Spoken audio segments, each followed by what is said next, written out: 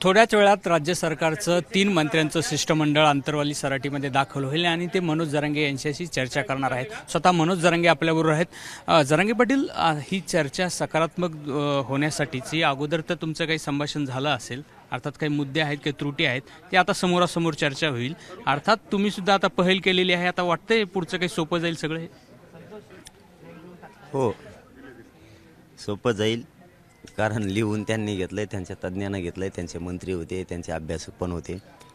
एक शब्द राहिलेत ते त्यांनी घ्यावेत असा आमचं म्हणणं मानण्यापेक्षा त्यांनीच लिहून घेतलेलं आहे। ते विसरून राहिले असतील, त्याबद्दल आम्ही काय नाराजी व्यक्त नाही करत, काही आवश्यकता बी नाही नाराजी व्यक्त करण्याची। ते होईल, मराठा समाजासाठी जे आवश्यक होतं तेच त्यांनी लिहून घेतलेलं आणि जे कायद्याच्या चौकटीत बसतं तेच त्यांनी घेतलेलं आहे। मग त्यातले काही शब्द राहिले तर ते त्यांनी घ्यावेत। जसं की पूर्ण क्षमतेनं खरेपणा दाखवला त्यांनी विधानमंडळात मुख्यमंत्री साहेबांना, आणि प्रामाणिकपणा दाखवून त्यांनी ते बोललेसुद्धा।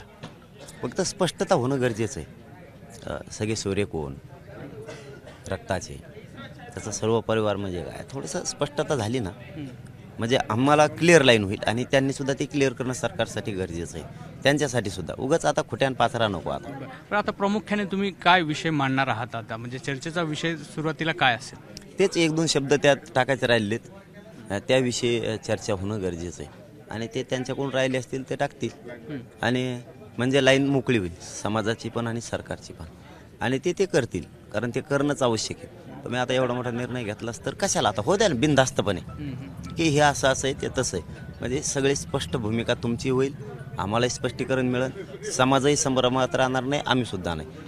नावेला जाणं मग आता तुम्हीच करून हे केलं तर आम्हाला पोरांसाठी तर झगडावं लागणार आहे, संघर्ष करावा लागणार आहे। नावेलाच असतो मग 24च्या नंतर आम्हाला आंदोलन त्याची घोषणा करावीच लागणार आहे। त्या आता सध्या जे मुख्यमंत्र्यांनी निवेदन केलं, त्यांनी एक बोलताना सांगितलं की थोडीशी सबुरी ठेवा, श्रद्धा आणि सबुरी ठेवा, असं त्यांनी आवाहन केलेलं आहे। दोन्ही पण आहे ना, श्रद्धा आहे, सबुरी पण आहे, म्हणून पहिलेही 3 दिवस दिले, त्यांच्या 3 महिने दिले, त्यानंतर 40 दिवस त्यांच्या शब्दावर दिले, ते आताही 2 महिने त्यांच्या शब्दावरती दिले।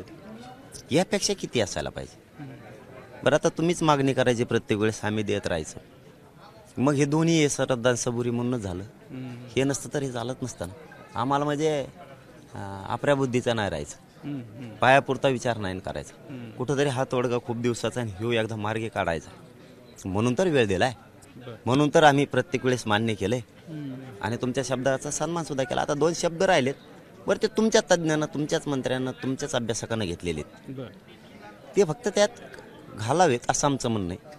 आणि एक शासन निर्णय करून किंवा तुम्ही कसं देणार आहेत याचा काहीतरी आदेश लागणार आहेत ना, कलेक्टरांना म्हणा, तहसीलदारांना म्हणा, प्रांतांना म्हणा, ते होणं अपेक्षित आहे, स्पष्टता असावी, एवढंच आमचं म्हणणं आहे। ते स्पष्ट करा म्हणजे लाईन क्लिअर होईल, नसता आम्हाला झगडावं, संघर्ष करावं लागणार आहे, पुढचं आंदोलन नाविलाज करावं लागणार। बरं, ह्या चर्चेत किंवा ह्या संवादात एक थोडासा मिठाचा खडा पडलाय का? ज्याप्रमाणे नोटिसी जात आहेत आंदोलकांना, बीड असेल, नांदेड असेल, अगदी ट्रॅक्टर चालकांना किंवा ज्यांच्या ट्रॅक्टर मालकीच्या आहेत त्यांना नोटीस जात आहेत, मुंबईसारख्या ठिकाणी जमावबंदी लागलेली आहे, याच्याकडे कसं बघता तुम्ही? नाही, ते करायला नाही पाहिजे त्यांना। कुठं पुकार झालाय का? नाही। शांततेचे आंदोलन असताना तुम्ही जर नोटिसा देणार असाल तर हे गृहमंत्री साहेबांनी याच्यात लक्ष घालणं गरजेचं आहे। विनाकारण तेढ निर्माण करायला आलात तुम्ही, मग असं होऊ शकतं ते सरकार किंवा अधिकारी जाणून बुजून ह्या गोष्टी करायल्यात, याच्याकडे गृहमंत्र्यांनी लक्ष ठेवणं अत्यंत गरजेचं आहे। फडणवीस साहेब याच्यावर लक्ष 100% घालतील, आणि त्यांनी घालावं। मी एबीपी माझाच्या माध्यमातून त्यांना विनंतीपूर्वक सांगतो की हे प्रकार चांगले नाहीत। बीडला नोटिसा द्यायला तुम्ही म्हणजे काय, शांततेत कार्यक्रम नाही घ्यायचा, मग अधिकारी कोणचा दरी निर्माण करायला लागला सरकारमध्ये आणि तुमच्या आमच्यामध्ये, ही दरी निर्माण होईल, हे सोपं नाही आहे।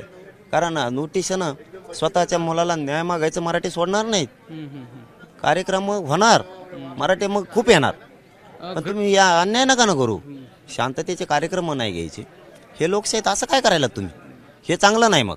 कारण याच्यात गृहमंत्री साहेबांनी लक्ष घालून, फडणवीस साहेबांनी स्वतः, कोण अधिकारी ना त्याला कामावर सुद्धा कमी केलं पाहिजे, कारण हे सरकार डॅमेज करून टाकतील, आणि तुम्ही नाही केलं तर समाज समजून घेईल हे सरकारच करायला लावतंय। म्हणजे गृह विभागाचे काही अधिकारी असं करतायत का, असं म्हणणं आहे का तुमचं? हा, मग नोटिसा कोणी दिल्या? गृह विभागाने दिल्या असतील, महसूल विभागाने दिले असले तर मुख्यमंत्री साहेबांनी सांगितलंच पाहिजे ना। आमचं म्हणणं काय आहे की तुम्ही का दिल्यात ही त्यांना जॉब विचारून ते वापस घ्या त्या सगळ्या नोटिसा. याच्यात दरी निर्माण होईल मोठी. जर अधिकारी समाजात आणि सरकारमध्ये जर दरी निर्माण करून सरकारच डॅमेज करणार असलं तर अधिकाऱ्यांचा लाड न करता त्यांना कामावून कमी करणं गरजेचं आहे. आणि तुम्ही असं नाही केलं तर याचा अर्थ जनता समजून घे. जनता हुशार आहे की तुम्हीच करायला लावताय. बघूयात, आमच्या न्यायासाठी आम्ही लढणार आहेत.